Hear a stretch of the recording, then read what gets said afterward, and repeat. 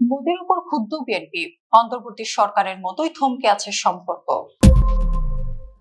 দক্ষিণ এশিয়ার ভূ রাজনীতিতে ভারতের দাদাগিরি আর মিষ্টি কথায় চিড়ে ভেজানোর দিন যে চিরতরে শেষ হয়ে গেছে, এবার তা আক্ষরিক অর্থে প্রমাণ করল ঢাকা। গত ফেব্রুয়ারিতে নির্বাচনের মাধ্যমে ক্ষমতায় আসা প্রধানমন্ত্রী তারেক রহমানের নেতৃত্বাধীন সরকারের 100 দিন পেরিয়েছে, কিন্তু দিল্লি ভেবেছিল কয়েকটা হাই প্রোফাইল সফর আর মিষ্টি হাসির কূটনীতি দিয়েই তারা ঢাকাকে আবারও নিজেদের পকেটে পুরে নেবে। কিন্তু ভারতের প্রভাবশালী সংবাদ মাধ্যম দ্য হিন্দু এর ব্রেকিং রিপোর্ট আজ দিল্লি সেই অহংকারের বেলুন ফুটো করে দিয়েছে। রিপোর্টটি চোখে আঙুল দিয়ে দেখিয়ে দিল, অন্তর্বর্তী সরকারের আমলে ভারতের সাথে যে বরফ জমিয়েছিল তারেক রহমানের 100 দিনেও তা এক বিন্দু গলেনি। ফাঁকা বলি দিয়ে তারেক রহমানকে যে বশ করা যাবে না তা হারে হারে টের পাচ্ছে মোদী সরকার। দ্য হিন্দু ফাঁস করেছে, তারেক রহমান প্রধানমন্ত্রী হওয়ার আগেই তাকে বশ করতে দুবার ঢাকার দ্বারস্থ হয়েছিল ভারত। প্রথমবার গত 31 ডিসেম্বর খালেদা জিয়ার মৃত্যুতে শোক জানানোর অজুহাতে ছুটে আসেন ভারতের পররাষ্ট্রমন্ত্রী এস জয়শঙ্কর। এরপর মোদীর আমন্ত্রণ পত্র নিয়ে আসেন পররাষ্ট্র সচিব বিক্রম মিশ্রি। সর্বশেষ 17 ফেব্রুয়ারি তারেক রহমানের শপথ অনুষ্ঠানেও হাজির হন ভারতের লোকসভার স্পিকার ওম বিড়লা। কিন্তু দিল্লির এই শো অফ বা লোক দেখানো কূটনীতিতে মোটেও সন্তুষ্ট হয়নি বিএনপি সরকার।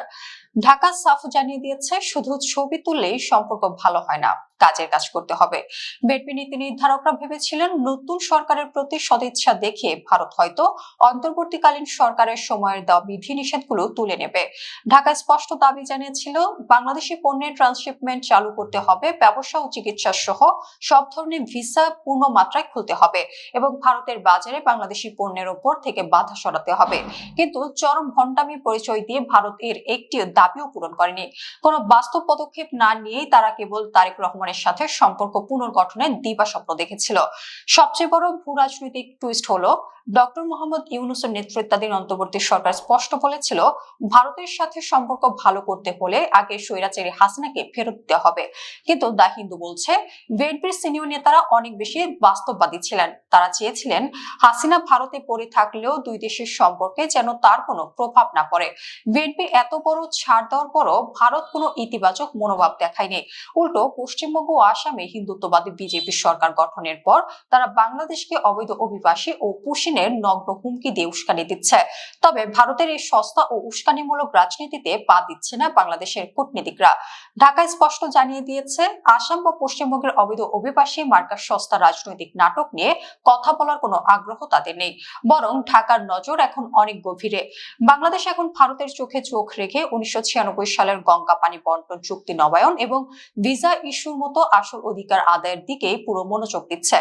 আজ বিশ্ববাসী পরিষ্কার দেখছে যে ভারত এতদিন দম্ভমরে প্রতিবেশীদের শাসন করত, আজ তারা তারেক রহমানের নীরব কিন্তু অটল কূটনীতির কাছে আক্ষরিক অর্থে দিশেহারা। দ্য হিন্দুর এই রিপোর্ট প্রমাণ করে দিল, ভারত যদি মনে করে শুধু মোদির আমন্ত্রণ পত্র পাঠিয়ে তারা বাংলাদেশের বাজার ও ট্রানজিট লুট করবে, তবে তারা বোকার স্বর্গে বাস করছে।